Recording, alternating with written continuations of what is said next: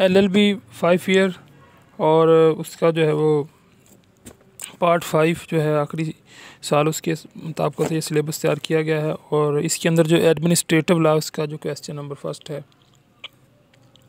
कि administration of justice, इसके ऊपर मैंने लेक्चर बनाया है कि reasons for growth of administrative law. तो एडमिनिस्ट्रेटिव लॉ है क्या? सबसे पहले तो इस बात को डिसाइड कर लेते हैं कि एडमिनिस्ट्रेटिव लॉ है क्या। एडमिनिस्ट्रेटिव लॉ एक ऐसा लॉ है कि जिसके अंदर जो है वो माशरे के अंदर जो भी लॉ एंड ऑर्डर की जो सिचुएशन है उसको बेहतर करने के लिए, जो भी कानून है उसको नाफज करवाने के लिए, जो भी कॉन्स्टिट्यूशन है उसके मुताबिक लोगों को उसमें डालने के लिए जो सांचा तैयार किया जाता है उसको कहते हैं administrative law.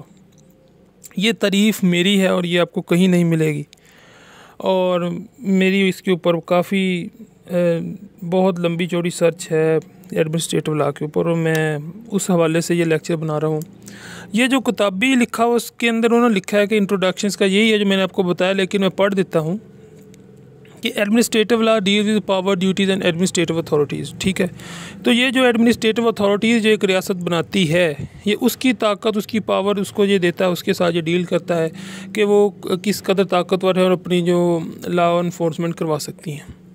The manner in which the power are exercise, the remedies which are available to the aggrieved person, and when those powers and abused the authorities, administrative authorities by way of delegated legislation exercise legislative function, makes rules regulation by law notification। Similarly आमतौर पर the administrative authorities are exercise judicial power। तो ये जो होती हैं, ये judicial power होती हैं इनके पास for adjudication of disputes by establishing the number of the administrative tribunals।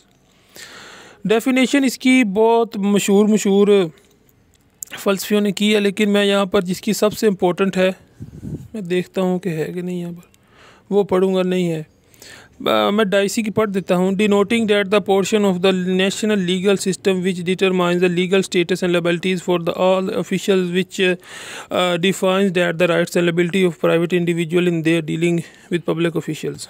तो ये वही बात आ गई कि ये जो है ये एडमिनिस्ट्रेटिव के मुतल्लिक है। आप इस सब को पढ़ लें तीनों को, जो आपको इसमें से आसान लगा है वर्जीनी, केसी, डेवस और डाइसी के अंदर। मेरा ख्याल है कि ये डाइसी की ज़्यादा समझने में आसान है, ये आप लिख सकते हैं। नेचर ऑफ एडमिनिस्ट्रेटिव लॉ, तो ये administrative law to adopt the validity of the from constitution.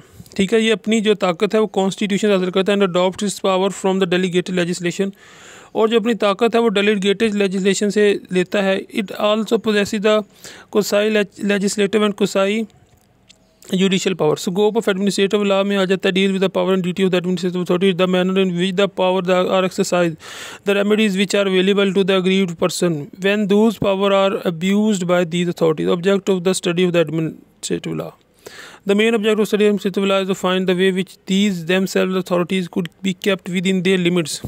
कि जो भी एडमिनिस्ट्रेटिव अथॉरिटी उनको अपनी लिमिट में रखना, कि वो अपनी हदूद से तजावज़ न करें। May not be turn into the arbitrary uncanalised power to make those who exercise public power accountable to the people. Number 3 पर जाए तो ensure observance of rule of law. तो ये इसका मेन टॉपिक था, इनको सबसे पहले रखना चाहिए था कि रूल ऑफ लॉ के लिए एडमिनिस्ट्रेटिव बनाया जाता है एडमिनिस्ट्रेटिव लॉ। इसका सिंपल सा इसका समझना, आपको सारा सवाल समझ आएगा कि रूल ऑफ लॉ के लिए ये बनाया। Importance of administrative law, the objective of administrative law is to ensure legal control of administrative power, to provide protection the individual against abuse of such power।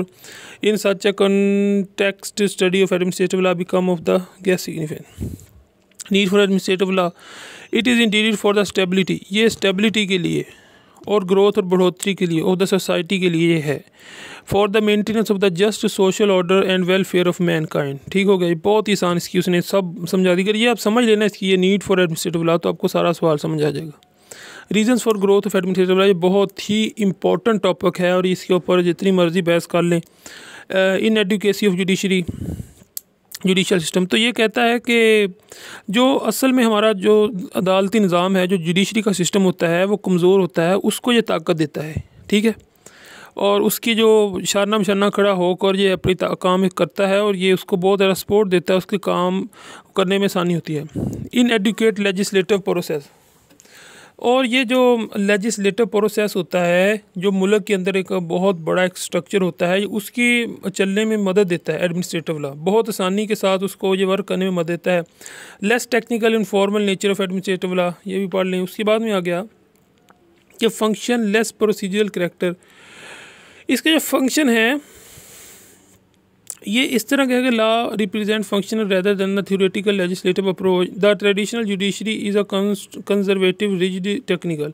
The administrative tribunal are not bound by the rules of evidence and the procedure.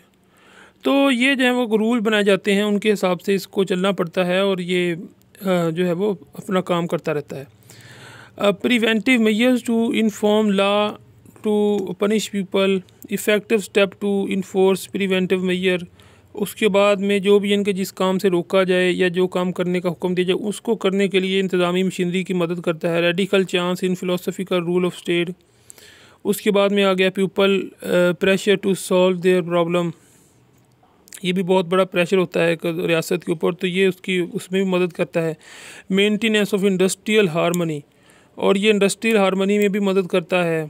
Phenomenal growth in science and technology, इसके अंदर भी इसका हाथ है। Inadequacy of traditional type of course of law making organ.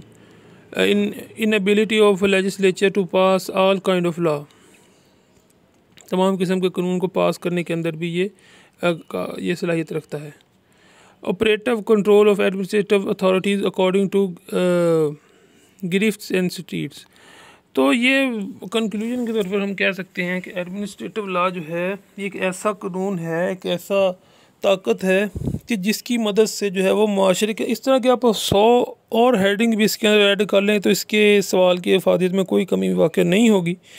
और जो administrative law है वो वाकई में बहुत ज़्यादा कारगर है, और ये जिन मुल्कों में अंदर और पाकिस्तान में भी है ये एडमिनिस्ट्रेटिव लॉ, लेकिन ये नहीं कि इसके ऊपर अगर बोला जाए तो मैं 2-3 घंटे, ये नहीं कि एडमिनिस्ट्रेटिव लॉ एक ऐसा लॉ है जिसके नाम से ज़ाहिर है कि ये एक इंतज़ामी किस्म का काम करता है। ये जो मुख्तलिफ अदारे हैं उनको चलने में मदद देता है, ये एक बैकबोन समझ लें आप इन अदारों की, तो ये उसके ऊपर वो पूछ रहा है, ठीक है ना।